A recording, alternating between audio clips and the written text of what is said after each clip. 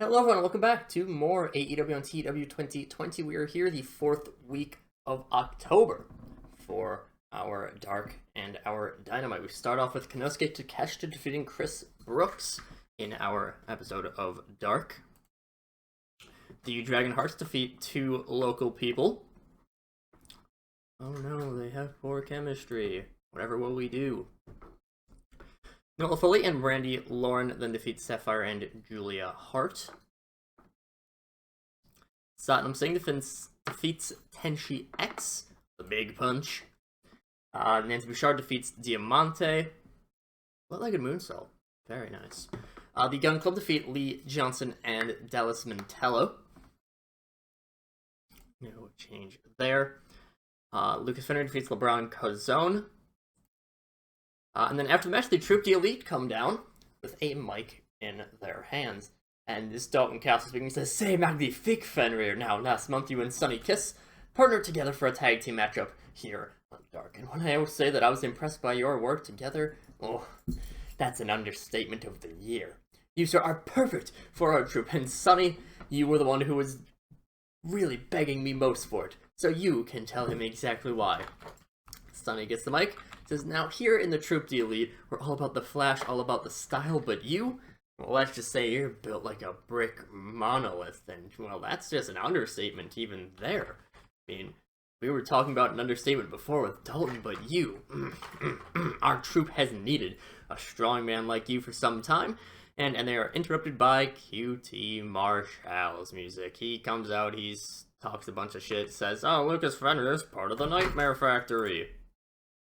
Because, sure, that's just what we need. QT Marshall." The Guns are then backstage, and they are celebrating their win when they're approached and congratulated by Salem Morgana. She says some vaguely spooky and vaguely flirtatious stuff to the Gun Club before heading off. The Ass Boys are very excited, both literally and figuratively, with the double entendre, and Bill is like, guys, stop. Don't be simps. They are being simps. Yasmin Aguilar defeats Taya Valkyrie. Shiri and Marina Shafir defeat Yuki Sakazaki and Willow Nightingale. After this very quick write-up segment, but it's going to be, obviously would be more intense here. Roxy, Bianca Corelli, they're talking to Lavender Sky. I think it was last Dark that Salem Morgana had beaten Lavender and then did some weird shit. Lavender brushes them off, says, "Hey, I'm fine," walks off, and it's one of those very obvious, they say you're, what is it?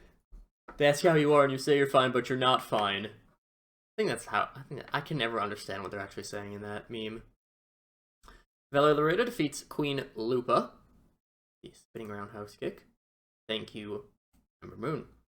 And in our main event, Zack Sabre Jr. and Charles Betts defeat the Good Brothers. Pretty quick episode, pretty meh episode of Dark. Move on to Dynamite. Our show of Dynamite begins with CM Punk submitting Luchasaurus in a very short match. After this, he gets the mic and he starts to speak. He says, "Long time no see, right, guys? So you haven't been on TV since the beginning of the month, and that's not just because they're recovering from a cowardly beatdown from those two young kids and the Hardy Boys. Now, there's another reason I've been gone.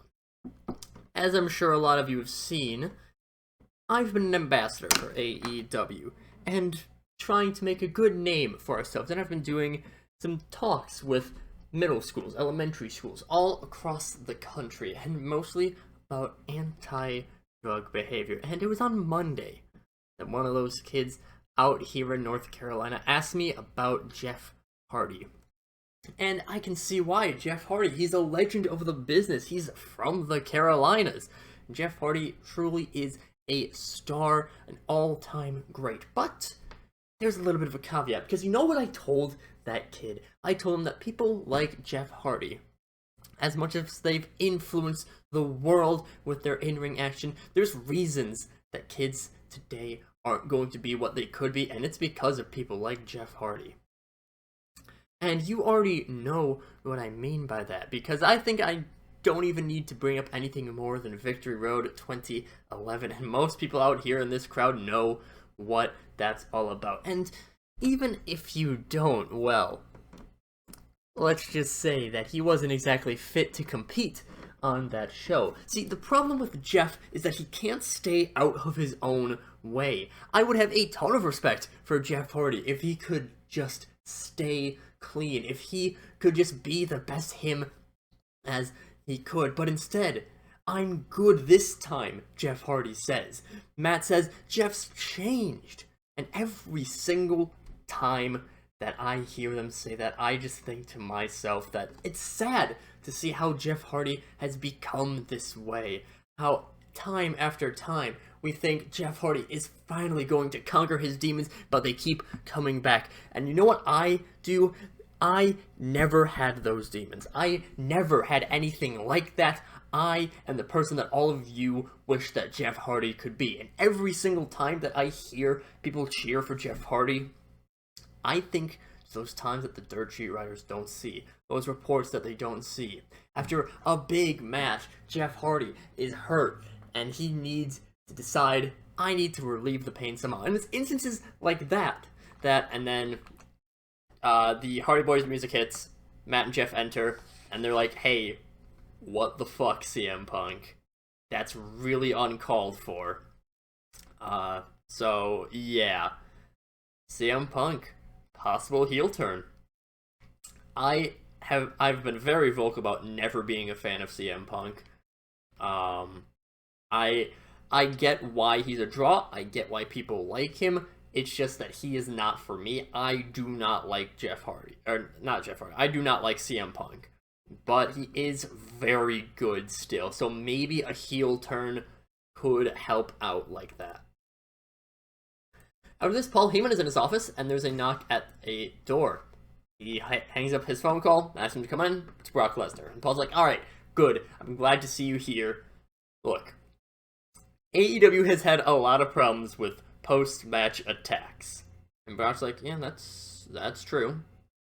But then Paul asks another person what he, and Heyman's like, so we need to cut down on this. We need to stop this. Brock's like, yeah, sure. Heyman then asks the person behind him. Heyman shows that it's Punishment Martinez. Says that if he's paid for it, he'll do it. Punishment Martinez, of course, Damian Priest. In universe, he has been god-awful in terms of his record. So he was part of some in kayfabe budget cuts. Same deal with Mojo Rawley, same deal with Riddick Moss. Yeah, it was Riddick Moss. Because I think so far he's had I want to say NXT included, he's at a 10-37 record. So with him also being 39, I believe. He's upper 30s, I know that for sure. I kind of see it, and Vince is still in charge of WWE in this save. Triple H has the book, but Vince is still the owner. Basically saying, hey, I don't really see too much potential with him, so they cut him loose. Punishment Martinez now here. Also, one thing to note, I also have recently contracted NXT UK to make NXT EU, and also NXT Japan. While there is definitely some people that's like, alright, I really want this person, and there's also some people that's like, I'm just going to not grab. I don't know, I like building out the world, making it feel a little bit more realistic. And yes, it does sometimes benefit me, but a lot of the times, I just think it helps the game world to feel more real if someone like a Damian Priest is cut when he's performed very poorly. He's losing main event, he is losing on NXT, he's just god-awful. I think one of the first, I recently saw this, one of the first matches that he had in the save was losing a tag match to Velveteen Dream and someone else. I forget who it was. That's when you know you're low down the card. But Martinez, he is, I hate the name Punishment Martinez, by the way, but it fits this gimmick. He's Hitman. He's kind of what I planned for this is a bounty hunter almost. Kind of like he steals finishes from other people. And he just, if he's paid for it, he'll help anyone out. After this, Samoa Joe defeats Jordan Devlin by DQ. Alexander Hammerstone runs in and attacks Joe. Jordan Devlin quickly gets out of the way as the Bullet Club storm the ring and continue to stomp out Joe. Superkick party hits, the Young Bucks rush out, they attempt to make the save, but there are superior numbers.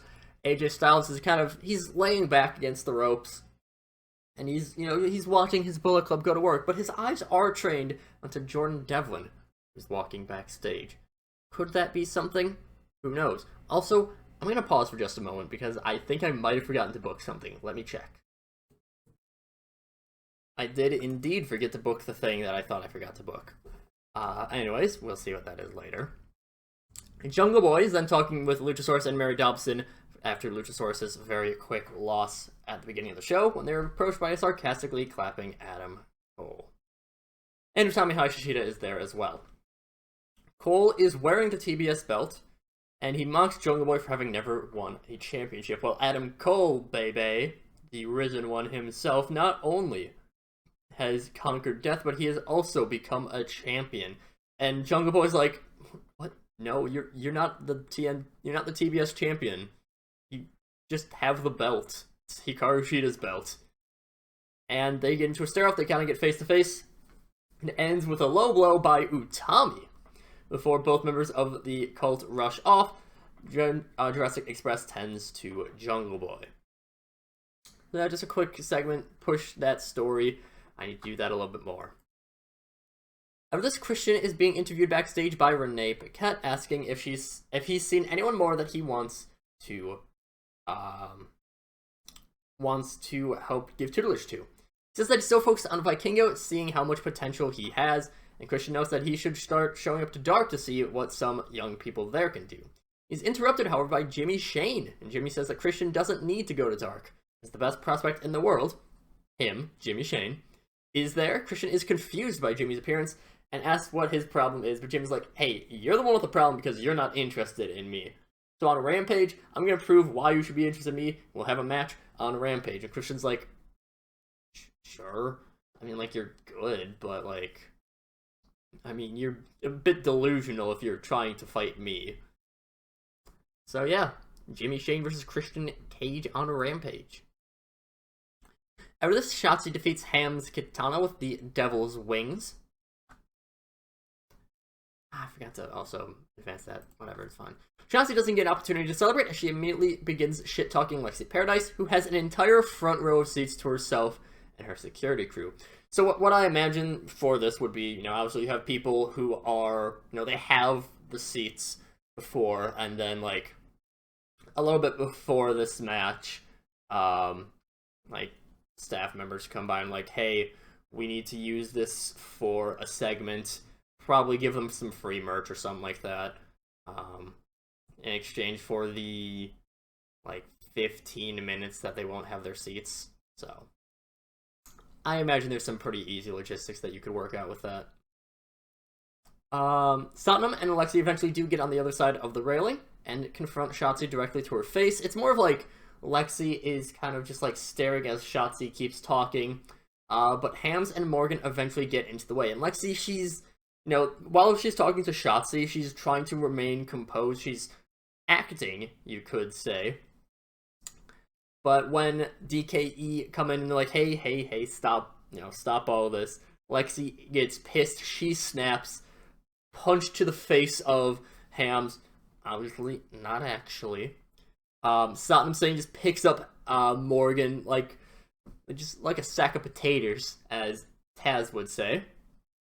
Before Lexi and Shotzi begin to brawl, Shotzi gets out of the ring as security crew, including Punishment Martinez, who, by the way, forgot to mention that he is probably, I imagine he's, low-key would always wrestle in a suit. Punishment Martinez is not going to do that, however, because he is also a hitman, Martinez will be wearing a suit quite often. So, yeah. Ham is clutching at her mouth, and Morgan is checking up on her. I meant to, also advance the Hams and Britt Baker storyline, because, go figure, Hams is gonna need a dental checkup after being punched in the face. After this, Kana is having a sit-down interview with good old JR. We have not seen JR in fucking forever. JR, I'm going over your accomplishments since you come to AEW. You're real good at this. You're a former women's champion here in AEW, and of course over in Japan, you were one of the most respected women on the in all of Japan. And of course, can't talk about what she's done in WWE because we're at war, we're fighting. What's your deal with Chris Statlander? I mean, you two have had some back and forth recently. I kind of you and Chris Statlander. Kind of like, hey, you know what, Statlander, she's tremendous, she's amazing. The future can easily be built around her. She's only mid-20s.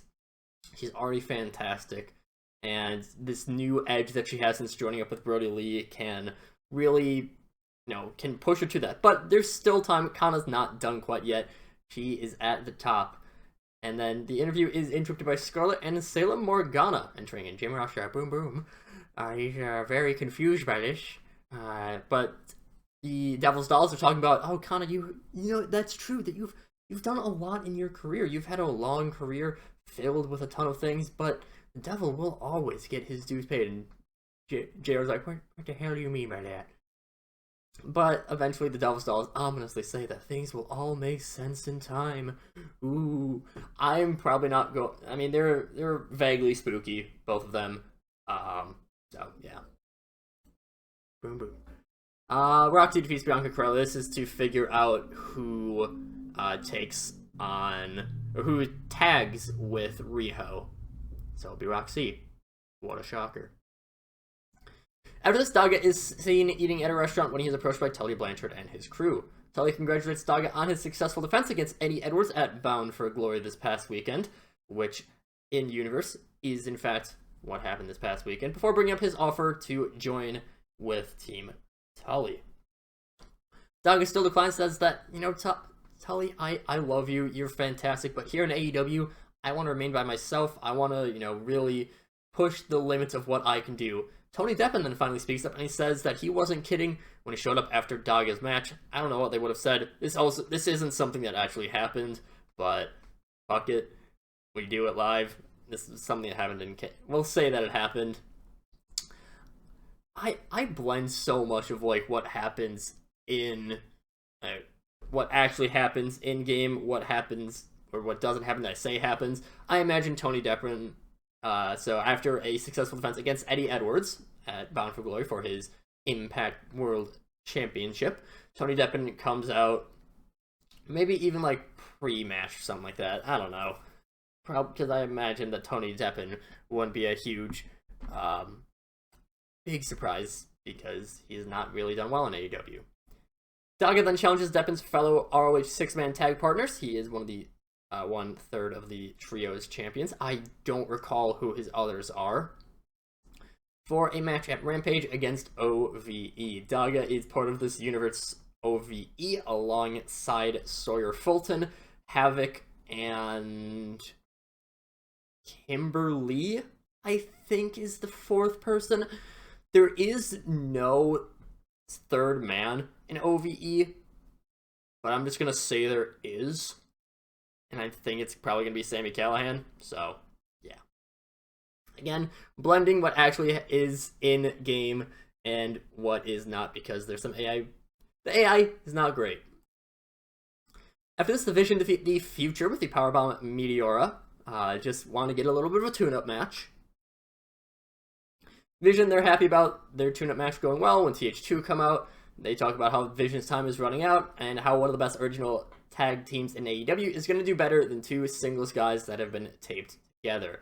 And Jake Roberts like, well, they've been taped together for 2 years and they are stronger than ever right now. But you know what? Next week, I think we can talk this out in the ring.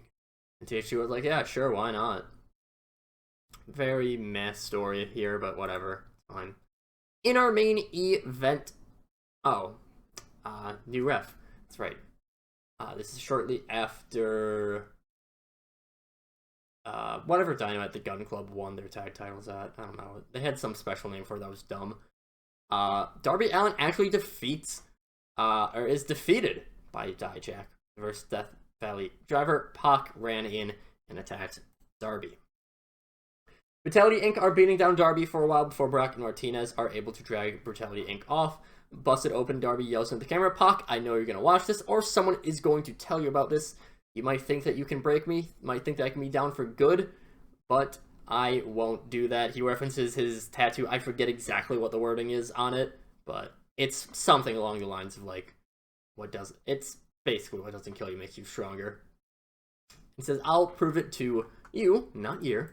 Me and you, I quit match at Full Gear. This is the match that, this is the segment that I had forgotten to book, but I needed to book. So yeah, a I Quit match will be at Full Gear between Darby Allin and Pac. Good show. I'm pretty happy with this. Nothing that was really outstanding, but a lot of things that were pretty just okay. Which, honestly, I kind of prefer this. You know, we didn't have any real stinkers. Roxy versus Bianca Crowley is probably the closest thing to that. But it was mostly just a lot of good stuff. And I'm happy about that because it makes me feel like I've actually done some good booking instead of just, I need ratings, let's just put Kota Ibushi and Kenny Omega versus the Young Bucks, which would get a fantastic rating, but it's also lame. But with that said, we'll be moving on to Rampage in our next episode.